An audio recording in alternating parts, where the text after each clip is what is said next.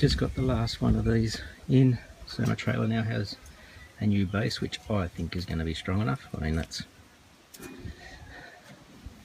good 1.25 inches at least thick. Now I've just got to get the license plate back on. Go get my sand. Well, plastic welding comes to the rescue again. Just got my soldering iron and first of all ran it along where all the cracks were, and then once it was stuck together, I just added some of this plastic over the top and just smeared it out. And it doesn't need to be perfectly clear, it just needs to allow light to shine down onto the license plate. So that's fixed for the trailer. Just came up to Mitre 10 to get my bondcrete and tarp and stuff like that. And it was nice when I went in, and while I was in there in a short time, it started bucketing down rain. So I'm glad I hadn't bought my sand yet. I'm on my way to do that now.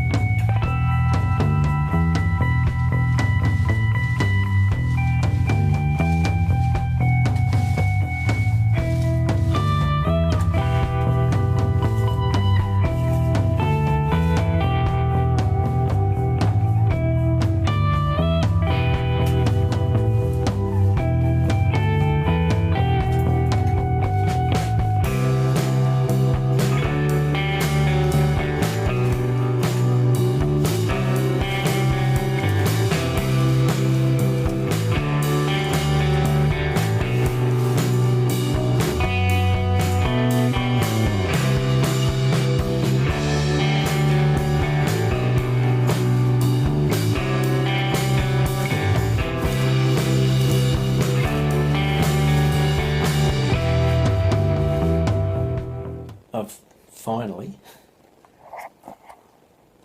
gotten to the point now where I'm ready to get the screeding done in here. I went and bought my sand today to mix with the cement. Washer and dryer I've just basically put all the way down the end. Took out the laundry tub, which was an old rusting tub.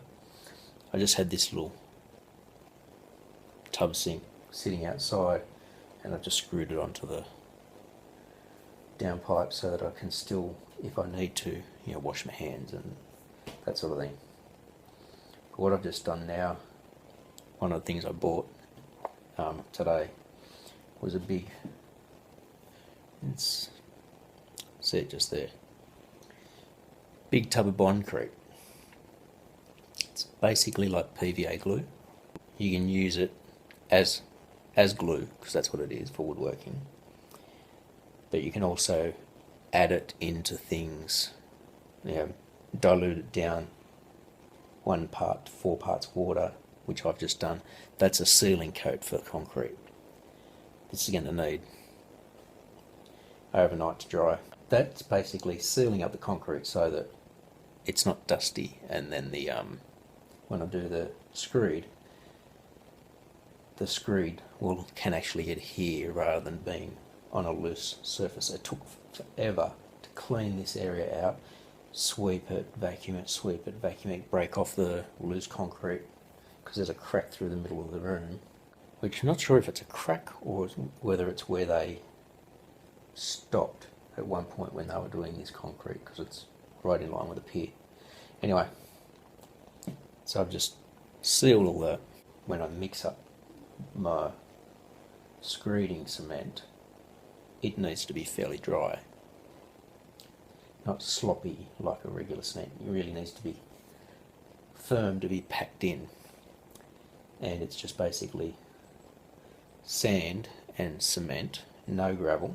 The sand is a coarse sand, but instead of just mixing it with water, you can mix it with a diluted version of the bondcrete.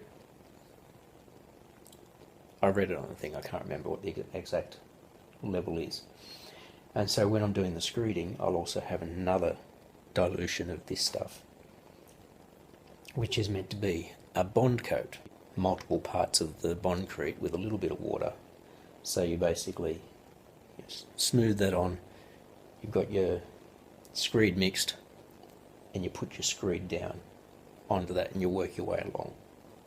That helps your screed stick to the floor. Yeah, I'm just doing the laundry area. Once the screeding's done, then I can basically frame out the walls. So I've made a start on the screeding. I don't need, this area here is going to be under cabinets, so that if there's a little bit of a lift up there, that's going to be fine. That'll be dealt with the levelling feet of the cabinet. So my screed is going just a little bit past where the cabinets will come out to, because I'm going to have wall frame here as well to insulate properly. I'm going to cross to that side. I've got my big screed bar with my level screwed to the top of it, so that I can work my way out. Now that was one mix, which was 1 part cement, 4 parts coarse sand, and the admix, which is that one's out there. This one here, this is my bonding part. So you put down your bonding stuff on the surface first, and then you start doing the cement on there, the concrete. So that's basically just getting rolled on. This is my admix, which is 1 part glue or bondcrete to 10 parts water. So at the moment, that is just the 1 part cement, 4 parts sand. Now we'll start adding the water.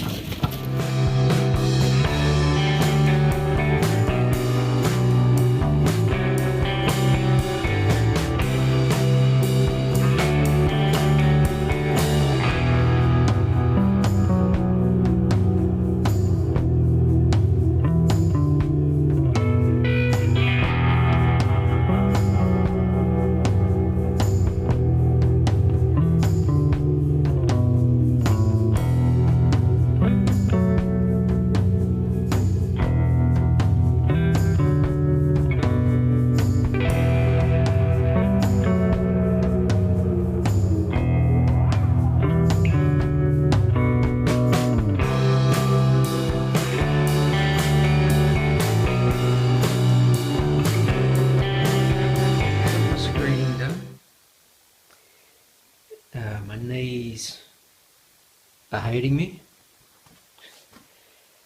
and I've got a few spots where my screed started to dry out, so it's kind of gotten patchy. So I'm going to have to do some patching over it as well. I started trying to do one down there, which was just cement mixed with water and bondcrete, so it will adhere to the underside, so that's more like a very smooth paste, kind of like a self-leveling, but not self-leveling. I had to trowel it out. And like I said, this area here, that's where all the cabinets are going to go, so that's not as necessary to be dead level, but I will be getting I think I'll still might get some self-leveling, because now that I've built this all up to a level-ish floor, the self-leveler, with the thinness that it can work with, I could probably do this, because I think they said it'll do 7 square meters of a thin cover, and this space is just over 12.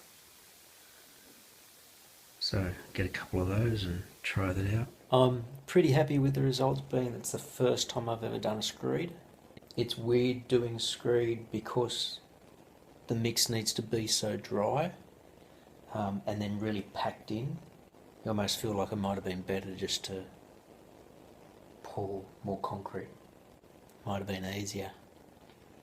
Pretty happy with it. I can see little divots, which is why I think I'll get the self-leveler now. Right now, I've got to go and pack everything up. I did take down the old sound insulation panels that were on the ceiling. Bit of miscommunication between me and my wife, because I said when she was asking me how I was going with down here, and I said I still need to take down the ceiling panels, she thought I meant the ones in the far end as well, because that whole room has the sound insulation panels in it. And she said, no, I don't want that because it'll make all the stuff down there dirty and that sort of thing. Not realising that I just meant this room. And so then when she said she didn't want them taken down, I thought she meant the whole room. So I didn't take those down. Then she came down to ask me something and said, oh, why haven't you taken those down? And I just started doing the screeding, so I quickly got the drill, took them down, and they're all just sitting here. So here they are here. They're like about 2 inches thick. Basically just compressed straw with plasterboard paper on them. And they do block out sound. They're as heavy as anything. Getting them down was a nightmare. Now I've got to get rid of them. I'm going to have to get rid of all those other ones too. Anyway. Still got a bit of sand left over. I probably used a little over half of what I got. So now I'm going to try and clear that thing out a bit.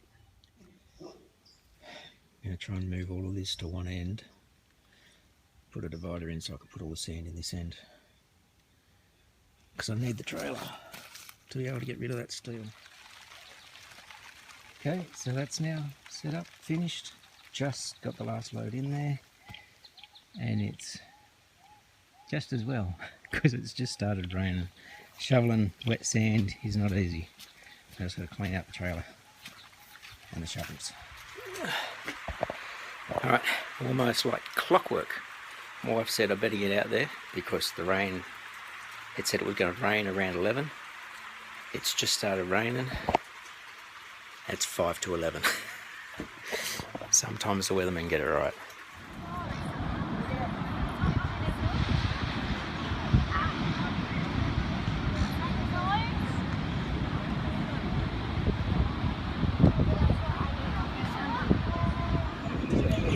Took a break from home to stuff today to drive up to Newcastle to have a look at a car for my wife. Turned out to be not everything it promised to be, so we found somewhere to eat, came across to the beach, and they've just been kicking back, taking some time to catch a nice fresh breeze for a change.